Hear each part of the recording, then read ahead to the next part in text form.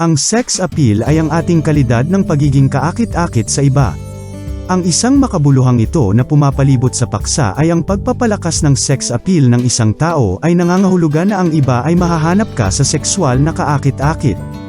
Ang pang-aakit ay malamang na mangyari kapag ang isang tao ay may mataas na sex appeal, ngunit iyon ay hindi kinakailangang isalin sa pag-iibigan o mga sexual na gawain na nasa menu.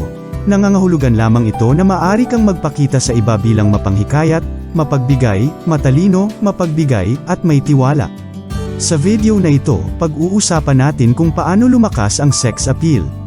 Number 1. Accentuate your best features. Habang ang simetriya ay isang bagay na parehong hinahanap ng mga lalaki at babae sa paghahanap ng isang kaakit-akit na asawa, karamihan sa atin ay hindi perpekto. Ang simetriya, lalo na sa mukha, ay nakakagulat na hindi karaniwan.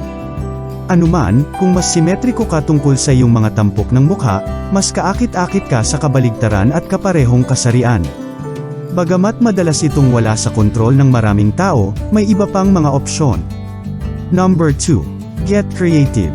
Ang pagiging natatangi ay madalas na nakikita bilang isang kanais-nais na katangian mula sa mga tao sa buong spectrum. Pagkatapos ng lahat, kung ikaw ay natatangi, tiyak na hindi ka mapurol. Number 3. Stay active. Anuman ang uri ng katawan, pangangatawan, kadaliang kumilos, at iba pa, napakahalaga na manatiling aktibo. Ang 30 minuto ng katamtaman hanggang matinding ehersisyo ng hindi bababa sa 3 araw sa isang linggo ay nauugnay sa pagtaas ng mood, mas mababang antas ng depresyon at pagkabalisa, pagtaas ng mga antas ng enerhiya, mas mataas na cognitive functioning, pagbabawas ng timbang, pinabuting pagtulog, at isang mas mataas na libido. Number 4. Subukang makita ang maliwanag na bahagi ng mga bagay. Kung hindi mo pa nasasabi, marami sa kung bakit ka kaakit-akit sa iba ay ang pagtaas ng iyong kalooban. Totoo, hindi laging hunky-dory ang buhay. Lahat tayo ay may paminsan-minsang masamang araw, nakakaranas ng trahedya, o parang nakagat tayo ng higit pa kaysa sa ating ngumunguya. At number 5, ayusin mo ang posture mo.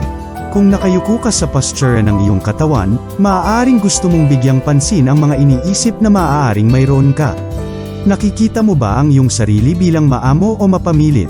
Malungkot o masaya? Mahina o malakas?